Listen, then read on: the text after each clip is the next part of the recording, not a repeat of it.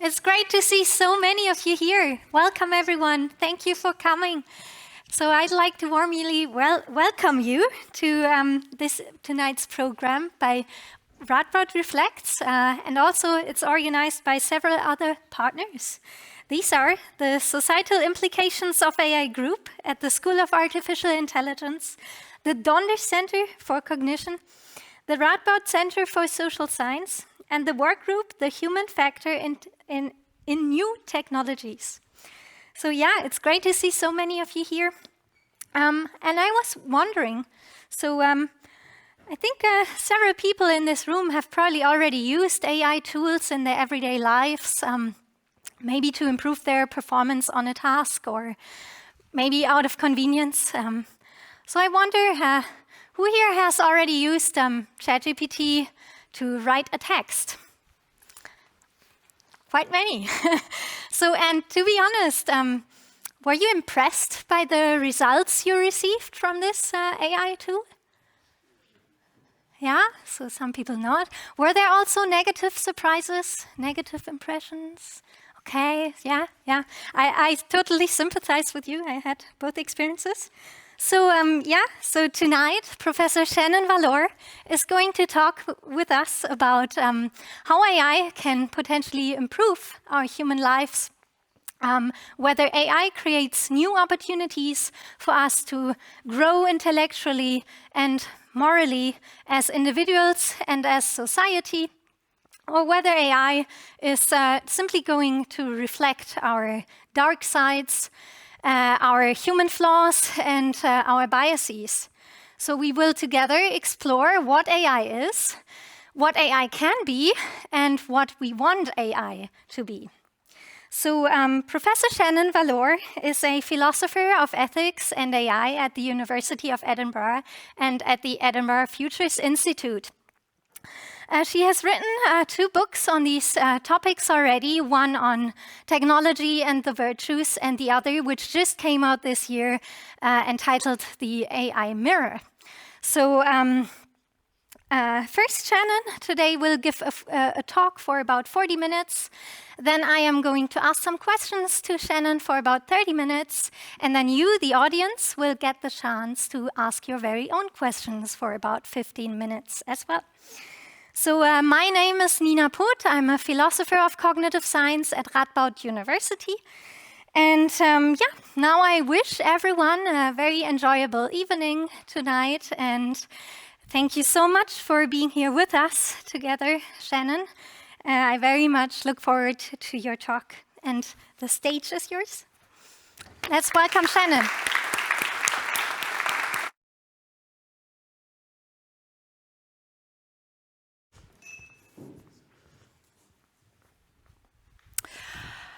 Thank you for coming out tonight. I'm really looking forward to the conversation that will happen afterwards. So this is just something to get the conversation started. So the talk is about a particular metaphor that is the centerpiece of my most recent book, The AI Mirror. This is what the cover of the book looks like. It came out a few months ago from Oxford University Press. It's a trade book. It's meant to be read by a wide audience, not by academics or people from any particular disciplinary background. But the book really exists to help us understand the way in which AI is a mirror. And in some sense, all technology is a mirror. Technology is an extension of human values and imagination into the built world.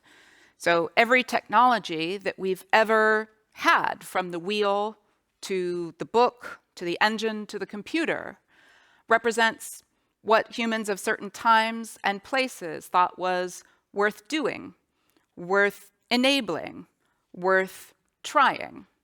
So our values shape what we build, how we build it, why we build it, and who we build it for. But AI is a mirror of a more powerful sort. So let's try to understand how that's the case. So think about the way that mirrors work. So there are at least 3 components of a mirror that are required to understand its function. So you need to understand the nature of the mirror's reflective surface, which is usually glass with a special coating that creates extra reflective properties, right? And then in addition to the mirror's surface, you need to have light. And light must fall on that mirror for it to perform its reflective function. And then, of course, there's the images that appear in the mirror that we use for various purposes. All right, I want you to understand those 3 components as each in their own way occurring in an AI model. We use the word model to represent the artifacts of machine learning techniques that produce mathematical models or structures of the data that we train them on. So we use that word model just to represent a certain kind of mathematical structure that's produced by an algorithm. And an algorithm is just a kind of mathematical recipe. It's a set of instructions for how to process certain kinds of data. So think about the mirror again. Think about how the physical properties of a glass mirror and that reflective coating, and how the surface of that mirror is polished, how those physical properties determine how the mirror functions. Right? Determines what kind of distortion or magnification it might possess. It determines how effectively it reflects light, right? So think about the physical properties of a glass mirror as akin to the mathematical properties of a certain kind of algorithm. So we can understand the machine learning algorithm that produces an AI model as the AI mirror's surface. Different algorithms produce different kind of reflections or outputs in the same way that mirrors with different physical properties will produce different kinds of reflections, okay? So if you want to produce a certain kind of reflection, you have to know what properties the algorithm needs to have. And of course, there has to be light. But what is light for a machine learning model? Many of you probably know. It's the data, right? The incident light that falls on a glass mirror is what allows it to show something back to us. And AI mirrors reflect back to us the patterns found within our own data, instead of the patterns found in the wavelengths of visible light.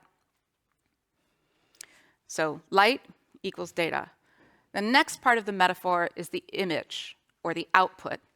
And of course, you can think of the outputs or the reflections as simply what you get from the trained AI model when you interact with it. So when you type in a prompt to ChatGPT and you get an answer back, that's like seeing an image reflected in the mirror. It's an image of the data that has been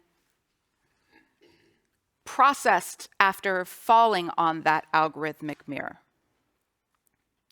So we've built AI systems as ways to process large volumes of data. In a few short years, we've been making leaps forward in building more and more powerful AI mirrors. Tools like GPT-4, Gemini, what we call large language models.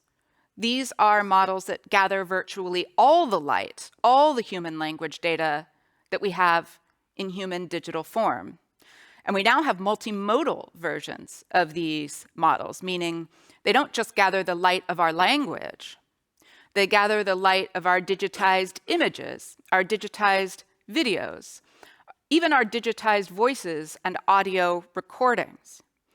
From this collected light, our AI mirrors now can reflect a composite image, statistical variations on the collected digitized words and images of untold millions, animating an eerily lifelike image of our humanity. Except these mirrors don't reflect humanity as such. They reflect only that small subset of digitally connected humanity, largely English-speaking, though not wholly, that is most heavily represented in the digital corpus of the internet. So not everyone on this planet has their light, their data, their lives reflected in these mirrors. Most of the people living on this planet don't get to have their lives reflected in these mirrors, don't get to have their art reflected in these mirrors. But for those that do, when we engage with these mirrors, particularly when we do so through an interactive interface like ChatGPT, which is a tool built on top of the underlying model that allows you to talk to it or interact with it in some way. When we talk to a tool like ChatGPT or its cousins, it's very easy to imagine that you're in the presence of some incredible new mind, right? It seems like there's something on the other side hearing you, answering your questions, understanding your concerns, responding to your needs. But in fact, what you're talking to is a digital reflection of ourselves. A digital reflection of ourselves, or at least those of us whose data is represented in these AI mirrors.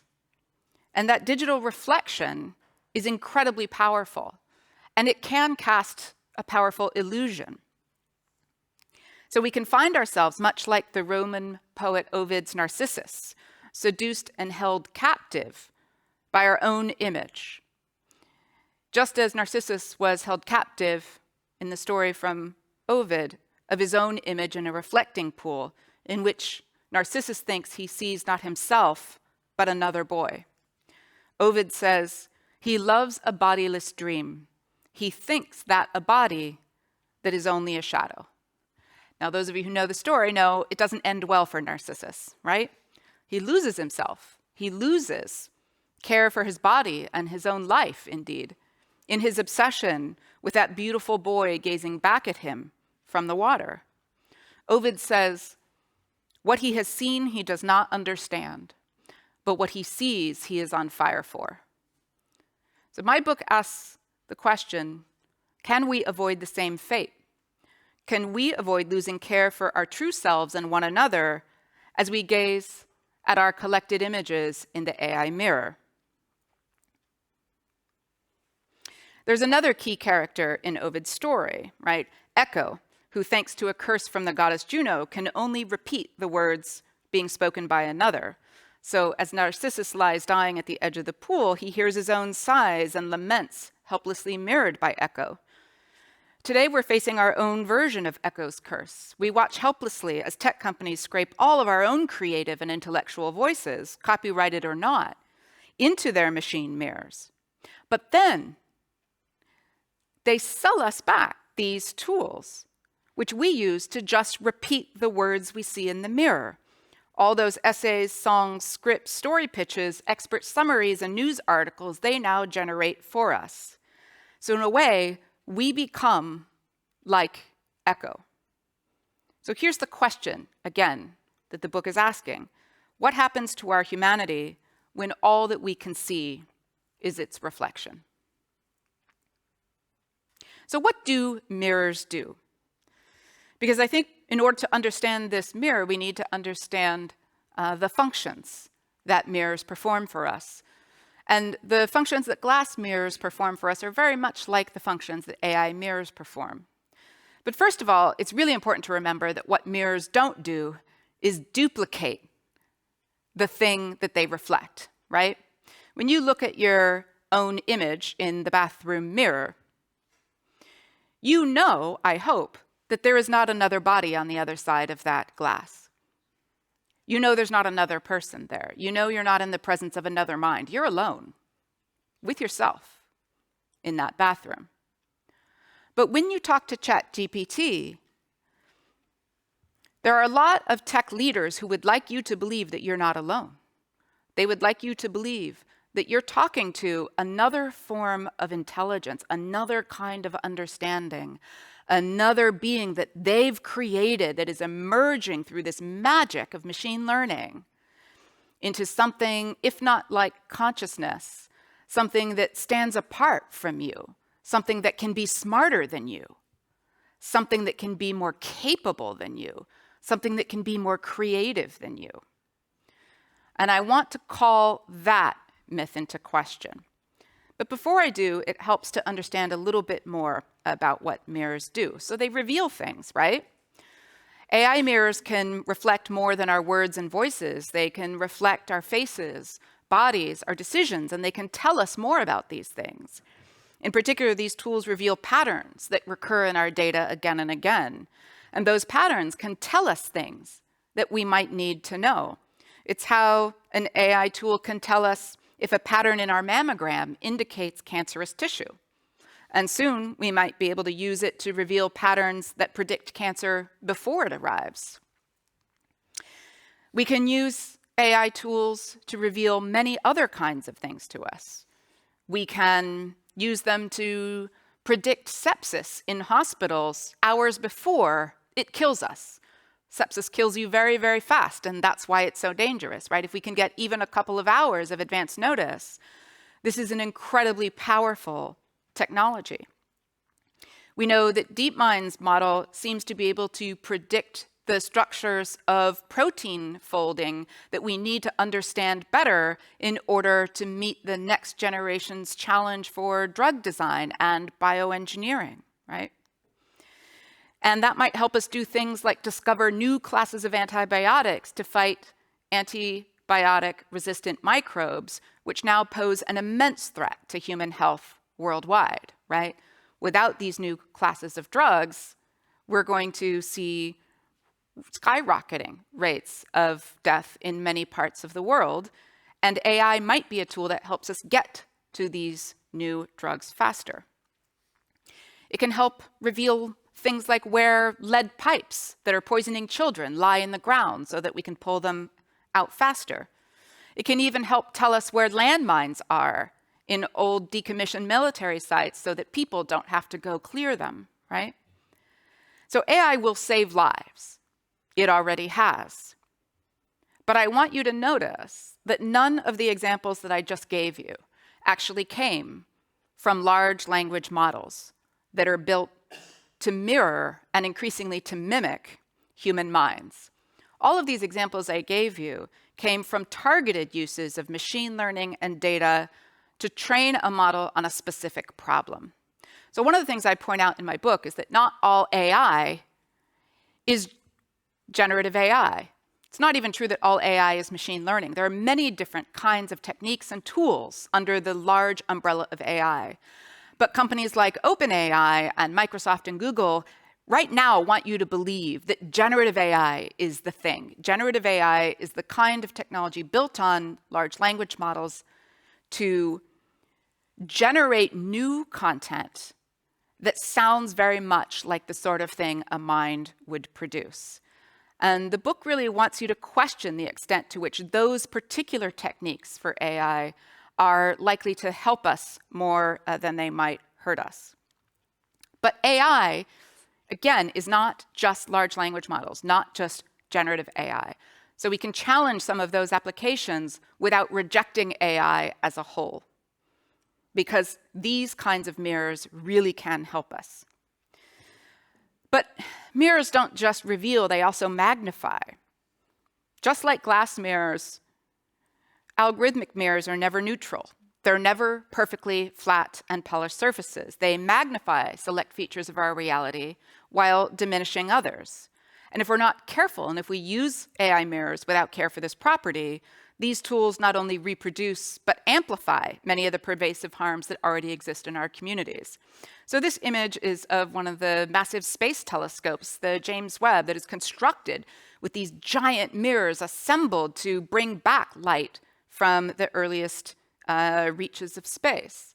But magnifying the cosmos is very different from magnifying human behavior, and particularly magnifying the patterns of human decision-making in our institutions, because we know that those patterns are historically ones of injustice, unfairness, bias, and when we build mirrors to magnify the strongest patterns found in the data, this means that AI mirrors can actually make things worse. So, this is an example of an older kind of AI tool, again, not generative AI, but one that demonstrated this property quite a few years ago. When researchers looked at an algorithm that was being used in the American medical system to identify which patients needed the most kind of medical attention and resources most urgently, the goal of the algorithm was to decide which sort of patients to give more resources to make sure that they didn't end up in the hospital critically ill. So finding patients that were at the greatest risk of sudden medical decline or complications.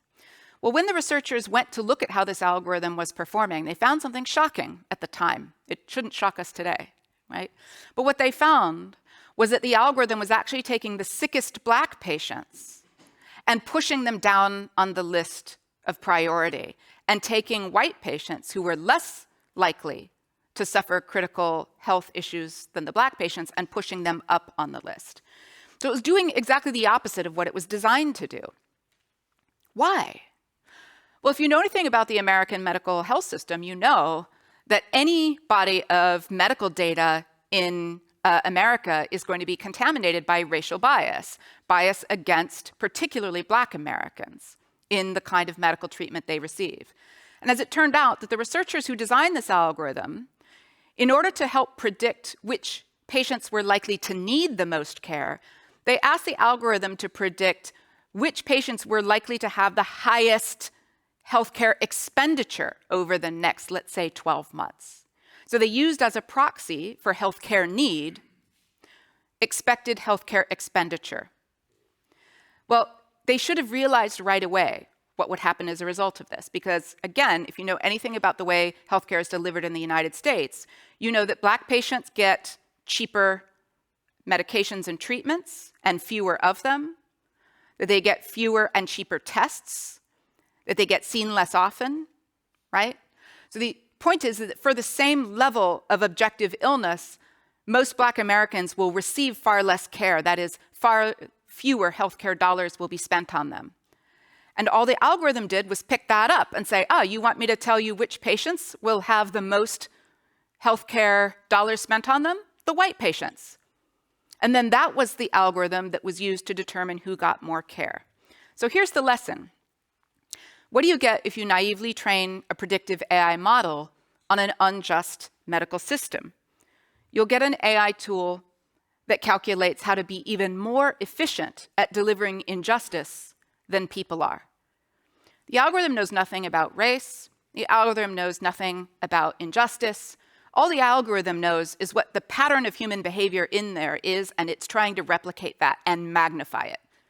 And it does that very, very well. And we know that that's what happens in all kinds of machine learning and algorithmic applications where human data is the training information. So if you train an algorithm to predict welfare fraud, right, as many of you will be familiar with, it will target and penalize exactly those vulnerable groups who were victims of human bias and suspicion before, only now the discrimination will be optimized, done at scale, and without human oversight or accountability.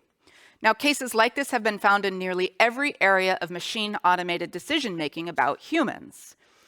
And many of these cases predate the newest class of AI systems. Some of them don't even involve machine learning at all. But we know, unfortunately, that the same magnifying phenomenon is built into the function of today's AI mirrors. So, for example, a recent examination of the performance of GPT-4 in healthcare contexts, where there's a lot of hype about how great generative AI tools like GPT-4 are going to be for medicine. But when we look at the performance of those tools in healthcare contexts, we often find exactly what we would expect from what I just described. That is, its predictions and recommendations of a magnified and exaggerated existing healthcare disparities and biases, particularly for women and minorities. So, for example, in this study, they found that the treatment scenarios under-tested women for heart disease, and it ranked anxiety and panic disorder as a more likely cause of blood clot symptoms for women than for men. That's a medical error that has already killed plenty of women when human doctors make it, right? And yet this model has learned that pattern and will magnify it. So one of the things this tells us is that models built on human-generated data don't just magnify the patterns that we find in the present. They can actually bring forward patterns from the past. Now, we know that that's what mirrors do. This is a photo of the early universe, generated from one of the space telescopes built with mirrors that collects the universe's early light, right? Because light takes so long to arrive at the mirror that the picture we get is of the world when it was much younger. Now, earthbound glass mirrors do this too. When you look at your image in the bathroom, there's actually a time lag between the thing you see in the mirror and what your face is actually doing at that moment. But of course, at that close distance, it's negligible. But AI mirrors have the same property, and they bring a much longer stretch of our past forward. They take the stories that we've already written, the wars we've already fought, the injustices already committed, and carry those into the future in the form of predictions and decisions about what we will do today and tomorrow. So for example, this set of images from the image model, Stable Diffusion, shows you what you would get if you looked for images of CEO. How long has it been since all CEOs looked like this? That is, this is not entirely unrepresentative, right? But you would expect maybe one of them, at least, might not be a white man in middle age. But no, that's not what you get. But there's more powerful examples here. This is the set of results returned from Stable Diffusion when asking for an artist. How long has it been since this is what artists look like? And I'm not just talking about the fact that they're all, for the most part, men, right? Most of them look like they're from a previous century, maybe 2 centuries or 3 centuries ago, right? So these are just indicative signs of a general property of AI mirrors. They are regressive. So they actually take the dominant pattern from the data, but that means it's the pattern that's been seen the most times, the most consistently over the history of the data that's been collected. So what you have in this thing is something that the philosopher Mark Kokelberg has called a weird kind of time machine. Only instead of going into the future, these models actually bring us into the past and then sell it back to us as innovation. Look what the other image model Midjourney produced when looking for images of Black doctors treating white children in African hospitals. The model failed. It just couldn't generate that. It repeatedly turned the doctors white or the patients Black, sometimes both. But what's also striking is that none of the depictions look like a modern African hospital, right? They all seem to derive from some kind of distant past. In one example, it even stuck a giraffe in the operating room. And the disturbing thing is that we're already training the next generation of AI tools on what this current generation has produced with all its regressiveness. Okay, I'm going to tell you, this is not innovation. It's not even prediction. It's the past eating our future. And they bring the past back in all kinds of other ways, right? You can live in your old relationship with your ex by reanimating her from her old texts and voicemails. Notice it's always a her. Even if she's moved on, you don't have to. There's a whole new industry of grief tech that will ensure that you never need to say goodbye. That's the pitch. You never need to say goodbye to your dead parent. Just keep the past alive forever, all for a low, low monthly fee. Like all mirrors, the special properties of AI mirrors don't just magnify, they distort, right? Certain features will be centered and enlarge while others will recede into invisibility. And these can create disturbing feedback loops where we try to match the twisted images that were presented in the mirror. Now, when glass mirrors distort reality, even for good uses, right? So this mirror is distorting, and for a good reason. But then we create warnings and guardrails to ensure that the distortions don't lead us into danger. The problem is we don't have these guardrails for AI mirrors yet. And because they distort in these regressive ways, like this image map, where when researchers looked to see what percentage of images were returned when searching for images of doctors, they found only 7% of those images were of women, But in the US, 39% of doctors are women. So again, that time machine bringing us back in time and sort of distorting what we understand. This is an incredibly distorted array of what a person at social services looks like, particularly given that much of the training data comes from the United States. Most people who use social services in the United States are white, but not one of the results that comes up is, right? A productive person, they're all men wearing a lot of hair product. Attractive people, right? These look like they're all the same family, right? These people are interbreeding, or something here is disturbing. So these distortions, right, can be funny in a way, but they should also disturb us when you realize that those distortions run through everything that generative AI models are giving us, right? This distortion isn't funny. This is messed up, right? Toys in Iraq and everything has a gun. And even when you try to correct the distortions, we just get other distortions. So Google was lampooned for having tried to fix their generative AI models so that they wouldn't be so biased, that they wouldn't be racist, and ended up producing images of, black Nazis in order to try to counter those distortions. So glass mirrors have always been a helpful tool of the magician and the charlatan. Their power to produce illusion is both entertainment and weapon. And that's true of AI mirrors as well.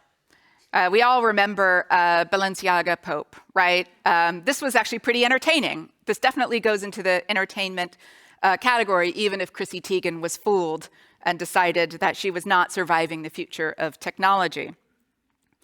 But today's AI mirrors offer a scale, speed of proliferation, and a new ease of use for deceptive techniques that we really have a new qualitative shift in the human power to not only entertain, but to deceive and manipulate, right? Sometimes it's funny when that kind of power crops up. So we've got generative AI tools that will produce news stories for us now.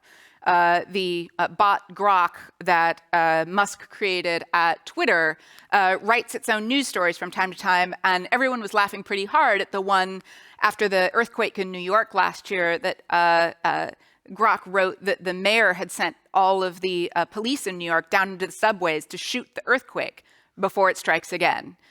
Okay. So that's kind of a ridiculous thing. No one was deceived by that. But no one was really laughing when the same bot wrote a fake news story that Iran had struck Tel Aviv with heavy missiles, right, in April 2024, in the middle of a war zone that's hanging in the balance of an escalation, right? For the model to produce this kind of content was incredibly dangerous. No one was laughing when the AI model that the New York City government had put together to tell businesses how to follow the law was actually advising businesses to break the law, telling them that it was legal to do things like discriminate against the disabled in housing, or telling employers that they could legally steal their workers' tips. And no one is laughing when you get a call on your phone, maybe even a video call now, so video and audio of your child crying, bleeding, telling you a story about some accident they've been in a foreign country where they're desperately needing money to be bailed out of jail, and yet your child might be 5 miles away from you, safe and sound, right? These kinds of deep fake frauds are on the rise precisely because these tools can be used to deceive us in ways that you would be very hard-pressed to not be subject to and manipulated by. I've had to create a special code word for my mom so that she knows to ask for that code word if she ever gets a call from me, even a video call, asking her for anything. Now imagine needing that kind of code word for every conversation that you have with a friend, with a partner, with your child, with your boss. What's the cost you're paying for an AI-distorted mirror world? And what are you getting in return? Is that a fair trade? AI mirrors also hide certain things, right? They hide the hidden labor, the humans that have to be recruited in droves in impoverished parts of the world to label all of that data, all of that light that gets used to train these AI mirrors, right? Those are the humans who are being erased by the AI mirror. They don't get to be shown in its results, even as they are polishing its surface. Similarly, we hear about Amazon AI stores where you don't actually even need to check out because the AI system will be able to watch you and tell what you've purchased and charge you for it as you walk out the door. But as it turns out, the only way those stores worked were by having thousands of employees in India who had to watch on CCTV and actually see what was in your hands because the AI wasn't trustworthy enough to do it. And then, of course, when Amazon closed those stores, the people were left without a job. So AI, in many ways, isn't magic at all. It's still people, and it's still human labor. It's just a lot of that labor has been made invisible, hidden away from our sight, and less valuable, moved to places with low wages and few labor protections, right? So a lot of these systems, not all of them, but a lot of them still have to be supervised in some way or steered remotely. In some ways, they're like the notorious 18th century trick of the mechanical Turk that is depicted here. This was a supposedly automated chess player that, in fact, had no robotic magic at all. It was just a human chess expert, a small person uncomfortably wedged inside a box. There are a lot of humans uncomfortably wedged inside boxes today, metaphorically speaking, economically speaking, doing brutal kinds of work, often soul-destroying kinds of work to filter out harmful content from these AI models, and we don't have to see any of it, right? So in many ways, today's AI mirrors magnify forms of commercial exaggeration, confabulation, and manipulation that we've seen before.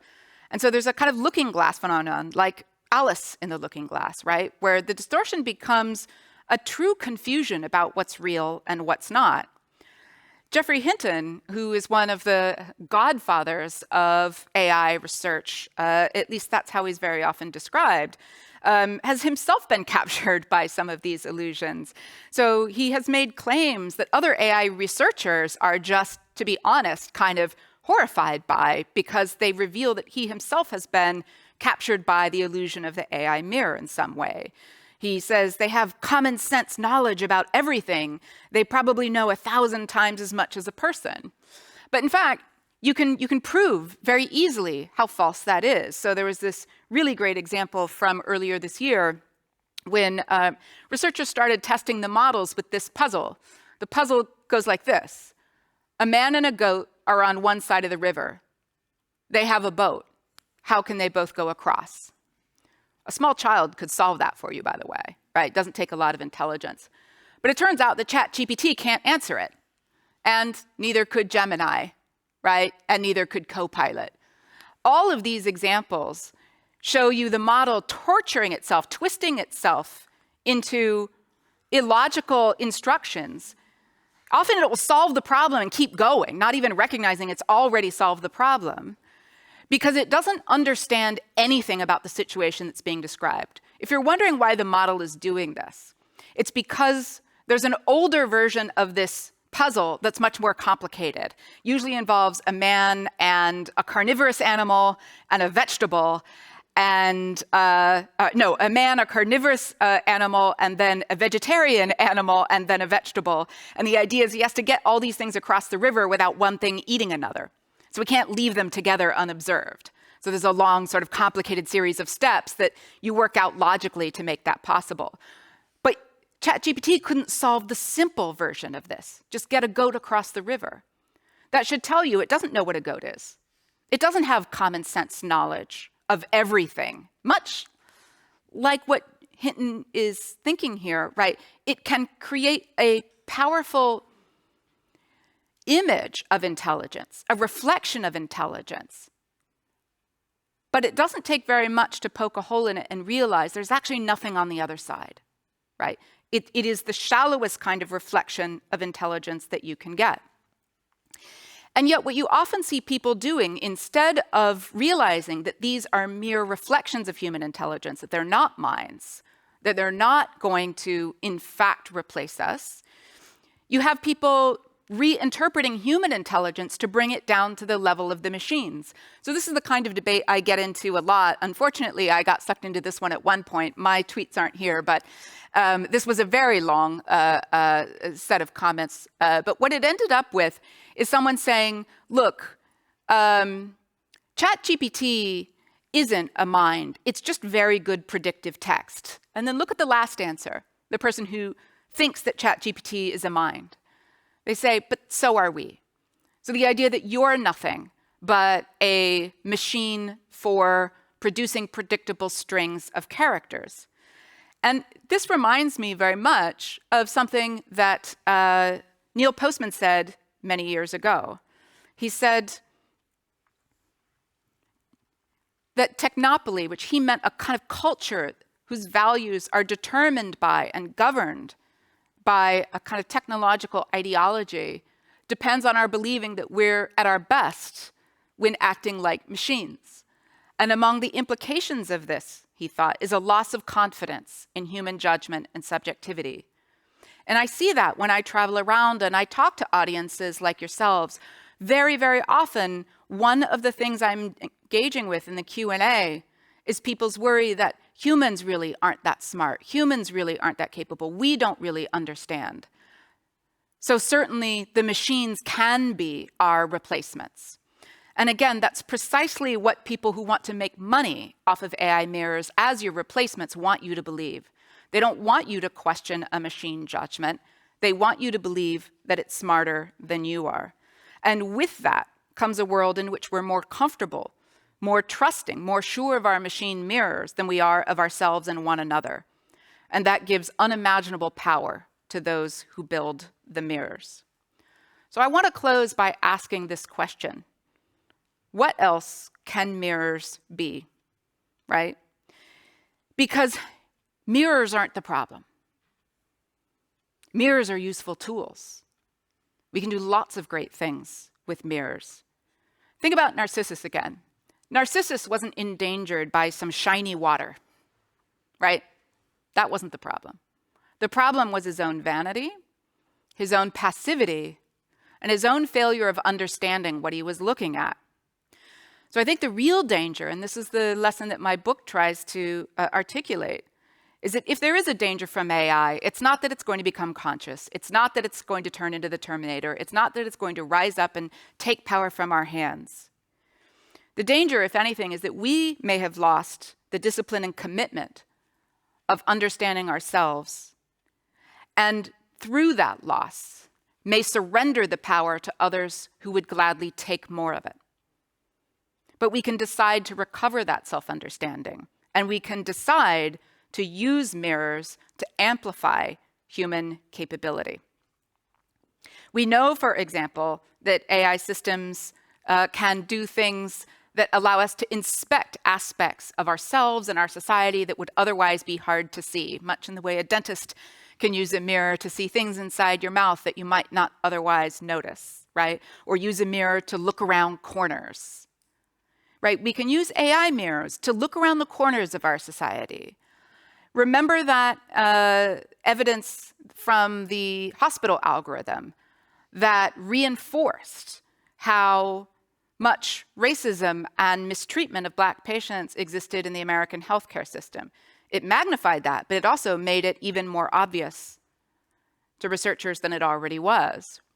The same kind of algorithm, the same kinds of techniques were used by those same researchers to help prove that a particular kind of medical racism in the US was resulting in Black patients receiving less treatment for knee pain than was medically warranted, right? So they could use these same AI tools to actually show where medical bias is existing and then put the responsibility back on the human clinicians to solve the problem.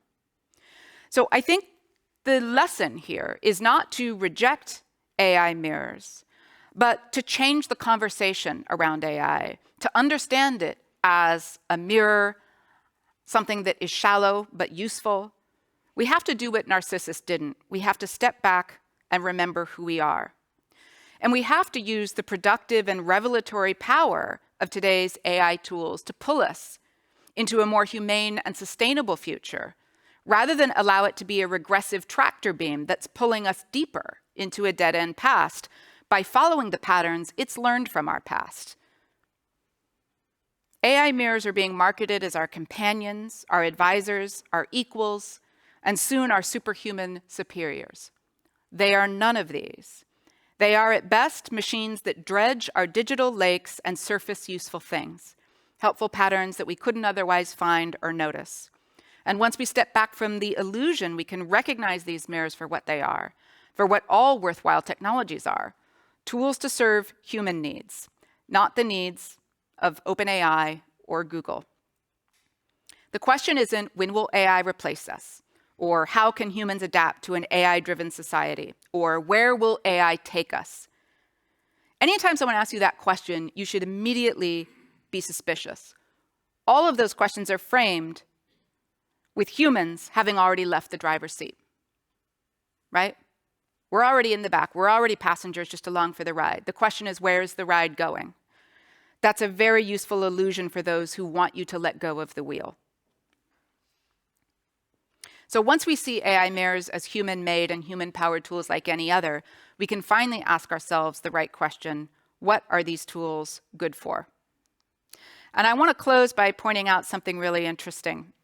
So it turns out that when the ancients and medieval artists described and tried to visualize the virtue of practical wisdom or prudence, the capability of humans to make wise decisions about their future, they always depicted her with a mirror.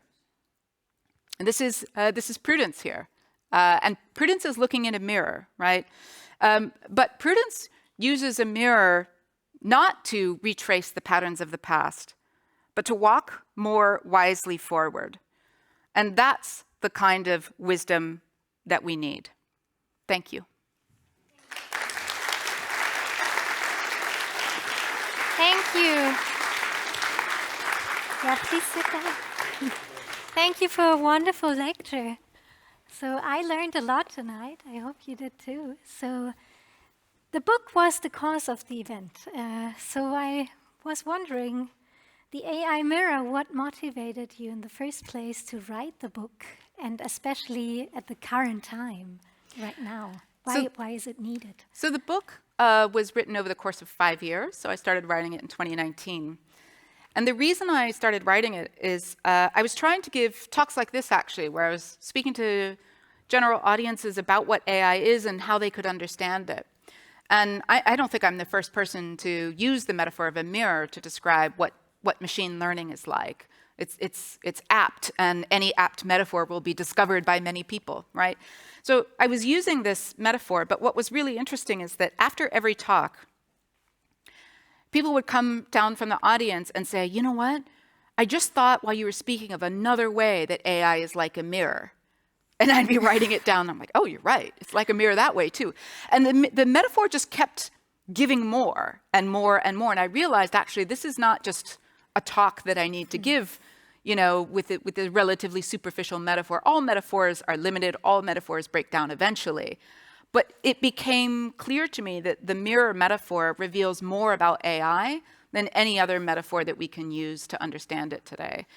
So I began to develop the book to sort of push that metaphor further into its deeper levels.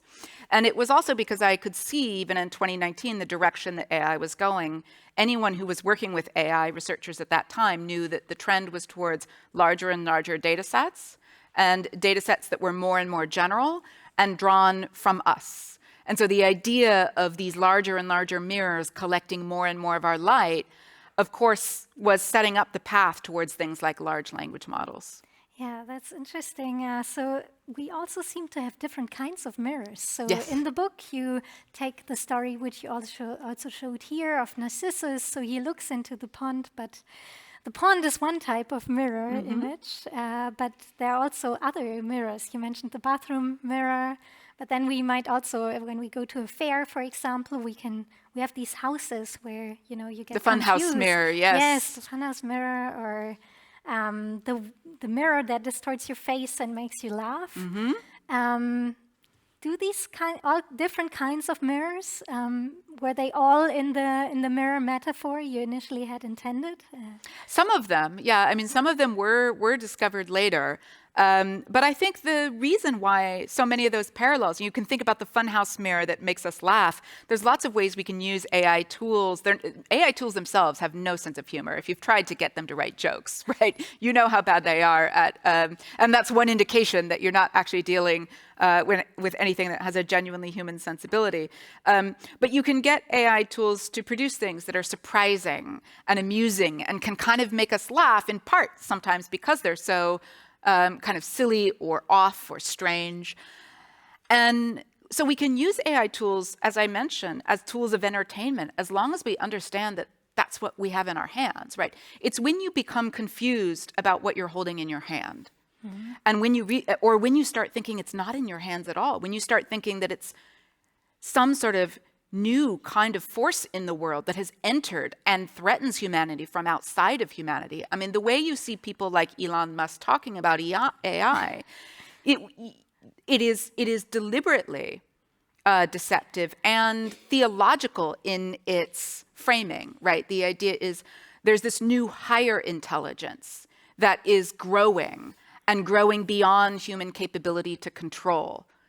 That's the language of somebody who doesn't want you to try to control it, right? So part of what I'm trying to do is take the hype away so that we can understand and make reasonable judgments about what these tools are good for and what they're not good for. But if you begin to think of them as some sort of new kind of God descending from on high, that power is taken away from you, right? No one makes a decision about what God can or can't do. That's precisely why they want you to think of AI as a new kind of God.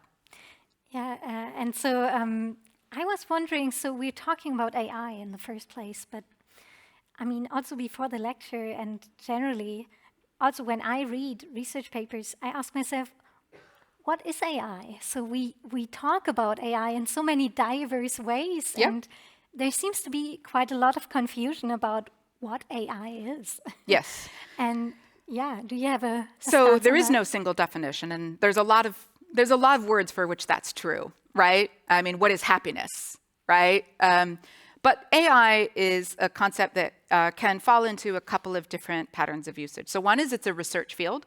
So that's probably the oldest sense in which AI has meaning as a concept, right? It was a research agenda developed in the middle of the 20th century that was originally conceived both as a way of potentially developing machine intelligence, but also, and equally, a way of perhaps using computing to shine a light on how humans think. And so it was a form of scientific inquiry. That's very different from understanding AI as a commercial product, right, which is largely what it has come to mean today. But a lot of people will want to kind of blur the distinction between these things to make you think that, for example, an AI product has the same sort of credibility as some other, kind of scientific research that is objective and that is not driven by other kinds of motives, right? So it's important to make distinctions between AI as a scientific pursuit and AI as a commercial pursuit. And today, the AI companies have made sure that those distinctions are blurred both in our minds but also in practice by trying to grab control of the scientific research through their economic power. So why do you think they do that? So what's the... To make more money and have more control over the market. I mean, it's very simple, right? They want to make sure that any AI innovations, that they are the first to get their hands on them and commercialize them. They do not want AI innovations that come from outside of the commercial market and particularly that threaten their business model. So someone here is benefiting from this uncertainty or unclarity about what AI actually is, and it's rather the powerful, the economically powerful. Yeah. But I also want to point out what I said earlier is really important, to not think of AI, even when you go to the commercial product side, to not think of it as one thing. There are many different AI tools and techniques. There are open source tools that are not commercial products. There are the kind of base models, and then there's the applications built on top of them. So even when you just consider AI as an artifact, it's not one artifact or one tool. It's a whole suite of tools. It's a whole garage of tools, right? And any good tool user knows what kind of tool to use for what kind of problem. So one of the things that I am really bothered by is that a lot of companies like Microsoft, OpenAI, Google, they all want you to think that generative AI is the thing you need if you need AI. Number one, you might not need AI at all for your life, for your business, right? But even if AI is something that can be useful to you, you shouldn't assume that generative AI is the right tool, because generative AI has certain limitations and risks that smaller kinds of AI models don't. Sometimes smaller AI models have much higher quality data and produce much more reliable outputs. And also they're more sustainable. So right now, generative AI tools are chewing up a huge amount of energy, water, and the chips that are needed to run them, dredge up tremendous tons of rare earth minerals out of fragile land, usually populated by communities that are economically marginalized, right? Yeah. So there's a lot of environmental and moral issues just with the production chain for generative AI right now. So it's really important to not let that become what AI is, but rather to understand that AI needs to be a broad range of tools that we can use wisely and selectively. So when we think about how to use this tool wisely, one point, it's in the subtitle of your book, and it's also the title of the event tonight, is how we can reclaim our humanity in the time of AI, in the time where we have these tools. Yeah. And so I wonder, how can we do that? And also, more importantly, maybe, first of all, what do you mean by humanity here? So Sure. what is it that we're supposed to reclaim and pay attention to when we're engaging with these tools? So Yep. So there's a lot of ways that I could answer that question, but the way I chose to answer it in the book is to describe the capacity that the Spanish philosopher Jose Ortega y Gasset in the early part of the 20th century called auto-fabrication, which literally just means self-making, right? Auto-fabrication just means self-making. And what he meant is that humans have a unique capacity. In fact, we're forced to use this capacity to make ourselves, to make our societies, and then to keep remaking ourselves. So this sort of simple way I like to explain this is, a cow, when a cow wakes up in the morning, might be happy or sad or hungry or not, just like us. But one thing the cow's probably not doing is asking, what kind of cow do I want to be today? What kind of cow should I be today? The cow is not looking at other cows and saying, how can we make our cowness better? Right? That we don't, Right. I could be wrong, right? But we don't think Yeah. that creatures without language have the conceptual framework to reflectively assess themselves and decide whether they're happy with what they are and whether they want to change. We do have that capacity. And every morning we decide whether we're going to stay with the person that we live with, or whether we're going to try to be a more patient friend and parent, or whether we're going to stand up for ourselves more, or whether we're just going to walk the same path we have every day. Even that's a choice, right? So this capacity to choose our future is what humans have. That's humanity. That's what, if anything, distinguishes us from other creatures. It's probably not sentience. I think a cow is sentient. I think a cow feels pain, joy, contentment, right? And I think animals deserve moral consideration because of that. But I don't think that non-human animals, without some kind of conceptual tool like language, can develop the freedom to make themselves something other than what they are. They're subject to those evolutionary pressures that they themselves cannot direct. Humans can subvert our evolutionary track and set it in a different direction. So reflection is, in a sense, presupposed here for us to know how we are supposed to use the AI mirror, and maybe, or Yep. can we use it to make our life, in fact, better? If we, and what is presupposed for for us to do that. Yeah, as long as we are exercising our agency and our judgment in deciding what the ends of that activity are, what the goal is, right? So in order to know whether the tool is useful to pick up, you need to know what you want to do with it and why. Right? Yeah, right. I mean, you can just play with it, and experimentation is, but even experimentation in intelligent animals is an evolved technique for figuring out how to develop certain kinds of strategies to pursue certain kinds of goals. And it's the goals that we, frankly, are being discouraged from thinking that we can choose anymore, right? So we're hearing, right, that we must have a society that is more and more efficient and more productive. Well, what does that even mean? And who decided that was the only goal for human society? Efficient at doing what?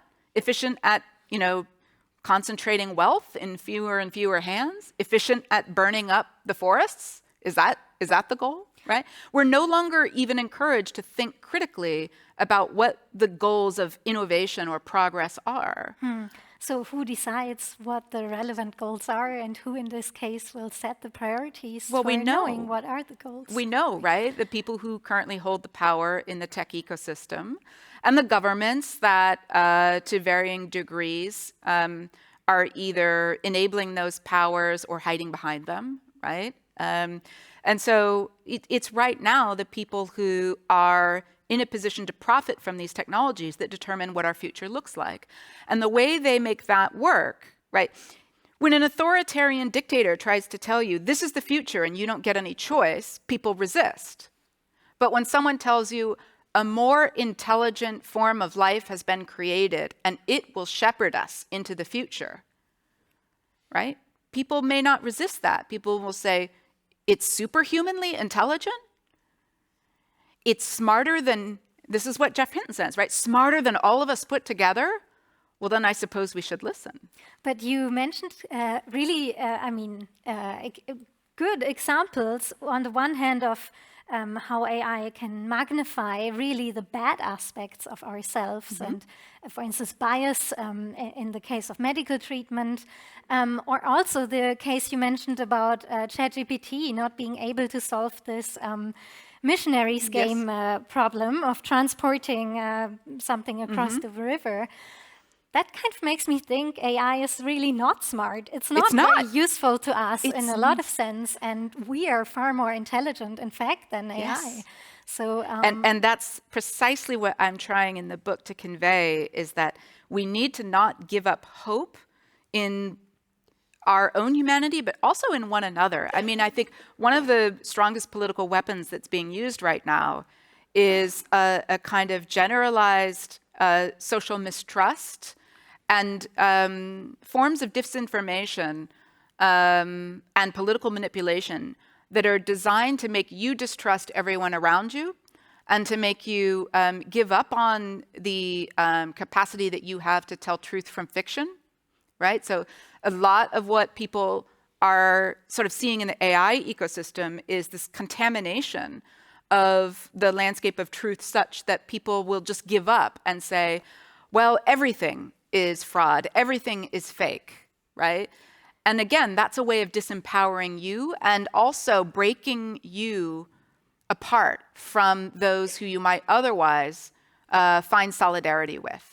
Yeah, can you actually say more on the issue of the erosion of trust, or the effect that AI can have in this sense? So you describe in the book ChatGPT as a bullshitter, for example. Yeah. Can you say more on what the... Sure. If I use ChatGPT, for example, in email writing, would that make me a bullshitter too? Would that, how does that impact us, ourselves, and how we interact with each other? So that term, bullshit, obviously, is a kind of very familiar English slang term, but the philosopher Harry Frankfurt wrote a book several decades ago called On Bullshit, which is one of the most beautiful philosophical publications. It's about this big, right? It is a tiny book, but it's incredibly rich. And he draws the distinction between bullshit and lying. And this is the most important distinction, perhaps, that he draws here. The liar actually cares what's true, because they recognize the value of truth, and that's why they're trying to keep it from you. So a liar has to keep track of what's true and what's false because they recognize the social function and importance of truth and falsehood. They understand its political significance. They understand its moral significance. They understand its power, and they're trying to control it and wield it for their own benefit, right? So a liar is dangerous because they know the difference between truth and falsehood, and they're trying to make sure that you don't get the truth or that you can't track it. But a bullshitter, Frankfurt says, in a way is more dangerous and corrosive over time. Yeah. Because the bullshitter just doesn't care.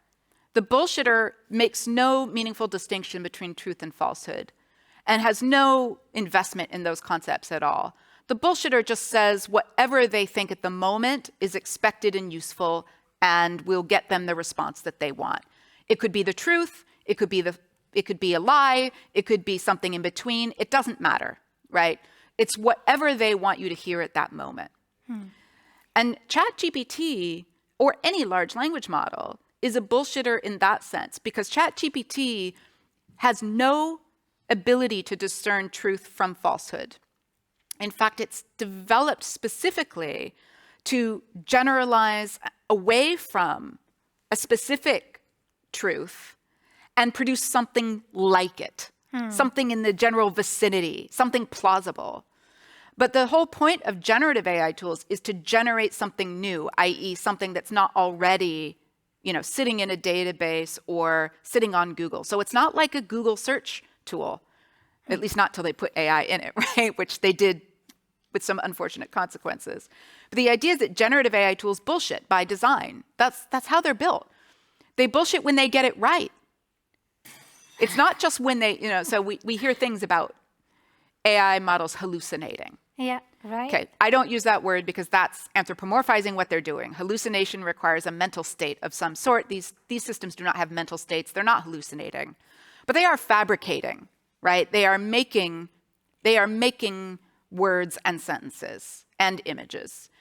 Some of them are true or some of them are false, but for the model, there is no difference. Yeah, so how does that affect then how we interact with each other when we actually, say, rely on ChatGPT and talking to one another as a mediator? But that's just it, right? I mean, when you're dealing with a liar, in some way, you can discern their character and their capacity for lying, and you can, in some ways, build some defenses against that, right? You stop trusting them, right?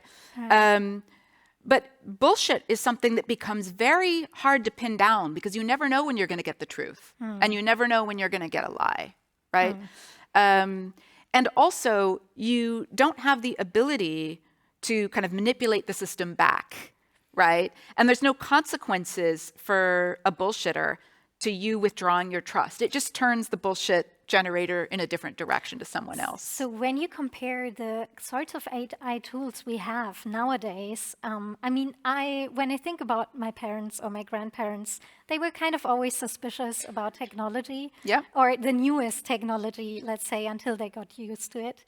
But have we reached a new dimension, or are we just repeating in our fears of using these AI tools or the potential consequences they can have in putting out false information and spreading fake news, as you mentioned?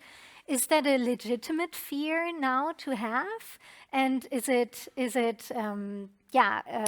have we reached a radically new age where we are more justified to distrust such technologies? And it's not just that we have to get used to them at some point. So, there's a couple of these framings that I would want to resist. So I definitely always want to resist that we just need to get used to it. Again, that's that language of the technology is on a track that's already fixed, and it's going where it's going, and we just need to adapt. Again, that's the message of we need to take our hands off the wheel. We can't control this. We can't design the technology to serve our ends. It has its own agenda, and we just need to follow along and make do. So that we need to shut that down immediately, because that language is specifically meant to make sure that we don't try to steer the technology in ways that keep us empowered. The other thing is this idea that we're in a new age. Well, that depends on us. That depends on what we do with these tools, how we govern them, how we choose to regulate them. It's entirely possible for us to impose consequences on the owners and producers and deployers of bullshit machines. When that bullshit ends up causing harm, we can impose social costs. We can impose anything from regulatory fines to criminal sanctions for harms that result, right? One of the really interesting things that happened in the over the summer was there were large riots in the UK that were fueled, among other things, right, by kind of internet speculation about harms caused by immigrants that were, in many cases, fueled by AI manipulation.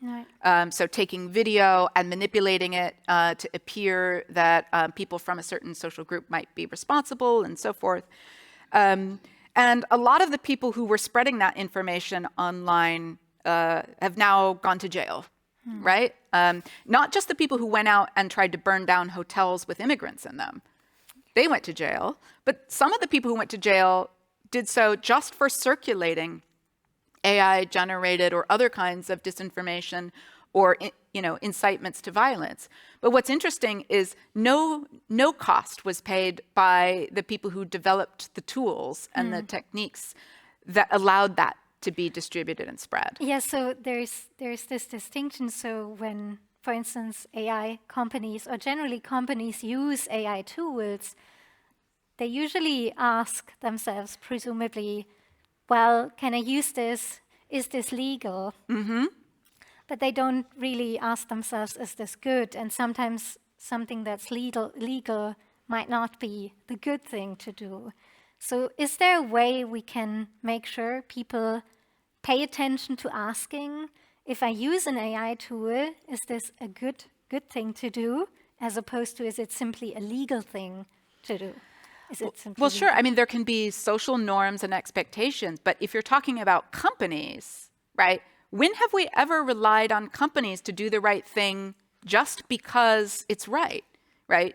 We know that particularly in market economies that are profit-driven and where companies have fiduciary duties to shareholders, you actually need other forms of regulation and governance to align their activities with socially safe and beneficial outcomes. That doesn't happen naturally. The system's not designed to make that happen naturally, right? And if you don't regulate and govern profit making in a way that keeps it aligned with sustainable human flourishing, it will not deliver that. And yet we've got this weird belief, despite all evidence to the contrary, that regulation stifles innovation. Right. Right? And that we can't get progress and govern it at the same time. To counter that, I always go back to the example of something like, I mean, there's many examples we can draw from, but think about aviation. In the 1960s, airplanes fell out of the sky pretty much every week. I'm not really exaggerating. Like, flying was very unsafe, and commercial flying was very unsafe in the 1960s.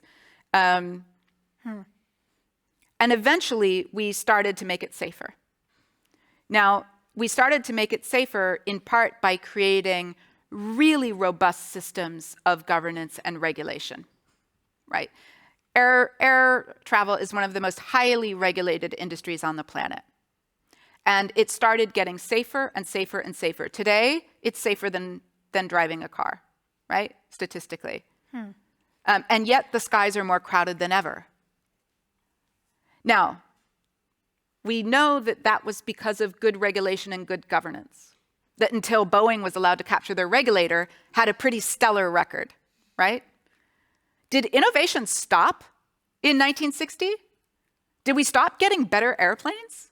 No, the airplanes kept getting faster, more efficient. Smaller. Yeah, well, smaller and then sometimes bigger, right? We innovated and we tried lots of different airframes, lots of different engine designs, lots of new features got added to airplanes, right? Innovation actually was driven by regulation because one of the things that happened is as air travel got safer, more people wanted to fly.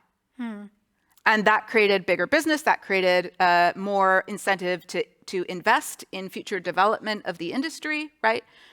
And I could give you 5, 6, 7 10 other examples where good governance is what allows for adoption and innovation and investment in an industry to happen.